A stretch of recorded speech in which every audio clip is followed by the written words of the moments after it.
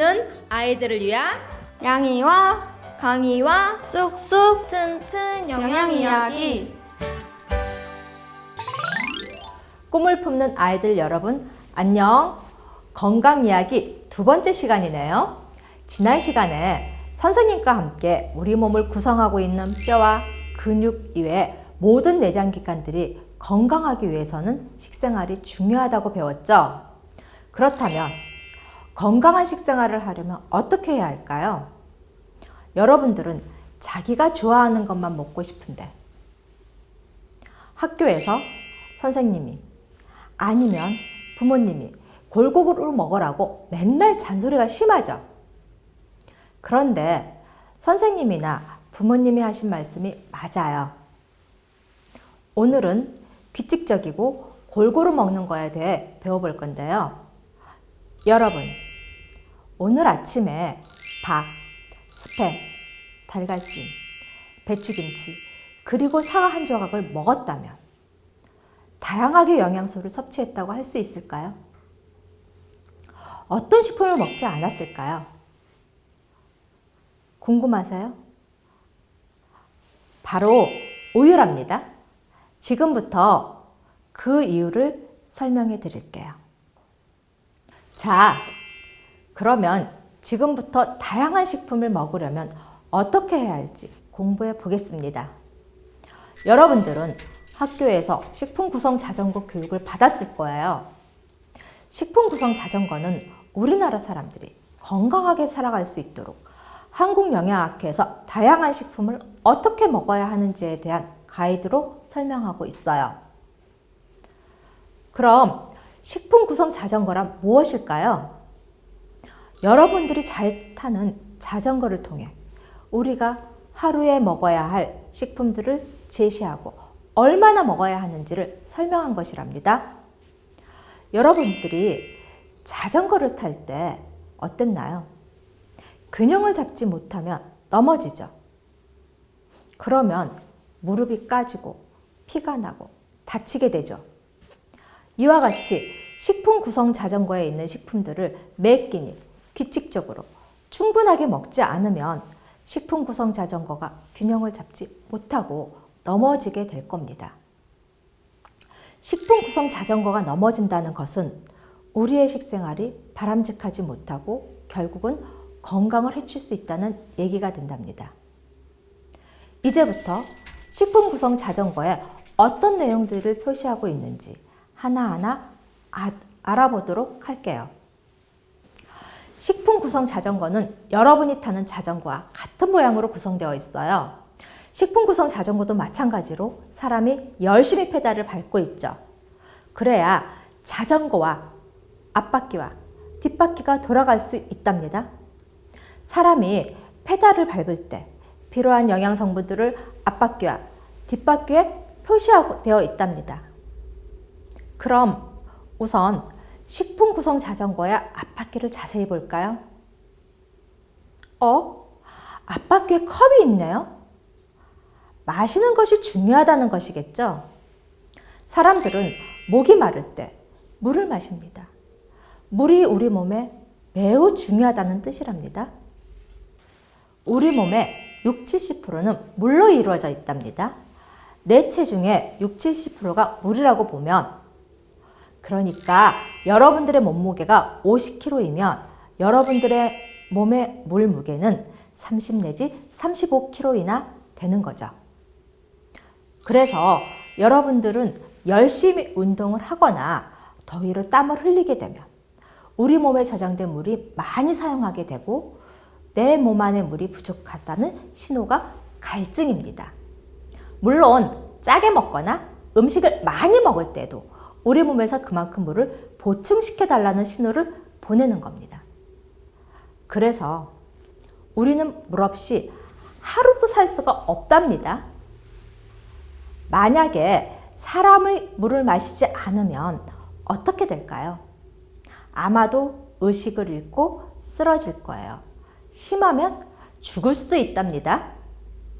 그럼 우리 몸에서 필요한 에너지를 만들고 움직이는 데 소요되는 물을 제공하기 위해서 하루에 얼마나 마셔야 할까요? 일반적으로 꿈을 품는 아이들, 여러분들은 하루에 7 내지 8컵 정도의 물을 마셔야 해요. 탄산음료가 아닌 생수나 보리차, 옥수수차로 마시는 것이 좋답니다. 자, 이제 물의 중요성을 알았으니까 식품 구성 자전거의 뒷바퀴로 가볼까요? 앞바퀴와 달리 뒷바퀴는 피자 모양처럼 조각조각 나 있죠? 조각별로 크기도 다르네요. 그리고 각 영역별로 식품군의 명칭이 적혀 있네요. 자세히 보니 곡류, 고기, 생선, 달걀, 콩류, 채소류, 과일류, 우유, 유제품류, 마지막으로 유지 당류가 적혀 있습니다. 뒷바퀴에서 이런 식품군 중 어느 하나가 빠지면 어떻게 될까요? 자전거의 바퀴가 찌그러져서 앞으로 달릴 수 없겠죠. 뒷바퀴는 이들 식품군을 매일 빠뜨리지 말고 먹으라는 의미입니다. 그럼 각각의 식품군을 매일 어느 정도 먹어야 할까요? 각 식품군별로 먹어야 하는 양은 뒷바퀴에 면적으로 표시되어 있답니다. 자세히 보니 제일 넓은 면적을 지니고 있는 것이 곡류이네요. 곡류는 여러분이 매 끼니 먹는 밥과 빵, 고구마, 감자 등과 같은 식품들로 우리가 주식이나 간식으로 먹는 곡류랍니다. 그 다음은 고기, 생선, 달걀, 콩류와 채소류로 이 두 식품군은 면적은 비슷하네요. 이 두 식품군은 집이나 학교 급식에서 주로 반찬으로 먹는 식품들이라 곡류 다음으로 많이 먹어야 하는 식품이랍니다. 그 다음 칸으로 가볼까요? 채소류는 비타민, 무기질의 공급원이며 변비를 예방해 줄 수 있는 식이섬유소가 풍부하답니다. 우리 몸에 식이섬유소가 부족하면 변비로 고생한답니다. 그럼 채소에는 어떤 식품들이 포함될까요? 오이, 당근, 시금치와 같은 채소류뿐만이 아니라 새송이, 느타리 버섯과 같은 버섯류, 그리고 김, 미역과 같은 해조류가 채소류에 포함된답니다. 채소류 다음으로 세 번째로 넓은 면적을 지닌 것이 딸기, 참외, 바나나 같은 과일류이고요. 그 다음이 우유, 치즈를 포함하고 있는 우유 유제품류이네요. 이들 식품군에 해당하는 식품들은 매 끼니 반찬으로 이용할 수도 있지만 과일은 주로 단맛 때문에 반찬으로 이용하기보다는 간식으로 주로 섭취한답니다. 그러므로 과일류와 우유 유제품의 섭취량은 다른 식품군에 비해 많지 않아서 상대적으로 좁은 면적으로 표시되어 있답니다. 우유 유제품류는 꿈을 품는 아이들의 뼈 성장에 중요한 칼슘과 단백질을 충분히 함유하고 있답니다. 그래서 영양학자들은 성장기에 있는 어린이 및 청소년들에게 하루 2잔의 흰 우유를 마실 것을 권장하고 있어요. 자세히 봐도 식품 구성 자전거의 뒷바퀴에 유지, 당류의 표시가 잘 보이지 않죠? 그런데 선생님은 앞에서 유지, 당류가 표시되어 있다고 했고요. 유지와 당류는 지방과 당을 가장 많이 함유하고 있는 식품들이라 여러분들이 많이 먹으면 오히려 건강에 좋지 않아요. 여러분들이 매 끼니의 식사 또는 간식으로 꼭 먹어야 한다는 의미가 아니어서 아주 작게 표시하거나 아예 뒷바퀴에서 제외시켰어요. 이들 식품군은 음식을 만들 때 첨가하는 정도로 충분합니다. 우리가 꼭 챙겨 먹어야 하는 식품이 아니라는 것이죠. 마지막으로 사람의 의미는 무엇일까요? 앞에서 선생님이 자전거가 잘 굴러가려면 열심히 페달을 밟아야 한다고 했습니다. 페달을 밟아서 앞바퀴, 뒷바퀴가 잘 굴러가야겠죠. 자전거의 페달을 밟는다는 것은 운동을 의미하는 것입니다. 우리가 먹은 것만큼 운동으로 소모해야 우리 몸에서 잉여의 에너지가 저장되지 않겠죠.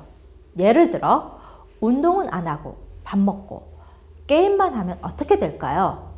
우리가 먹은 것을 운동으로 에너지를 다 사용하지 못하며 그대로 우리 몸에 남아서 아마도 뚱뚱한 꿈을 품는 아이들이 될 거예요.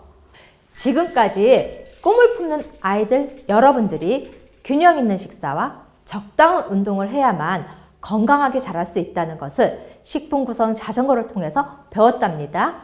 자, 이제 선생님과 함께 식품 구성 자전거의 페달을 힘차게 밟고 달려볼까요?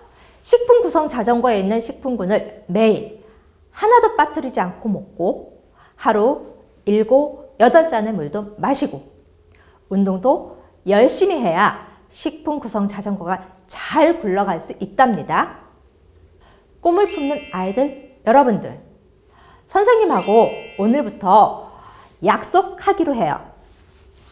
편식하지 않고 다양한 식품을 골고루 규칙적으로 먹고 매일같이 운동합시다. 함께 약속 지킬 수 있겠죠?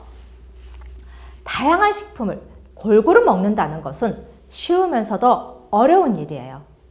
이제부터 매일같이 식품 구성 자전거에 식품군을 먹었는지 확인하는 습관을 가져보세요. 다음 시간에는 식품 구성 자전거의 각 식품군별로 양이와 강이가 들려주는 재밌는 이야기와 맛있는 요리 시간이 기다리고 있답니다. 또 여러분들이 잘 몰랐던 음식에 대한 역사도 알려줄 거예요. 양이와 강이의 쑥쑥 튼튼 건강 이야기 두 번째 시간은 여기까지입니다. 다음 시간에 또 봐요. 안녕!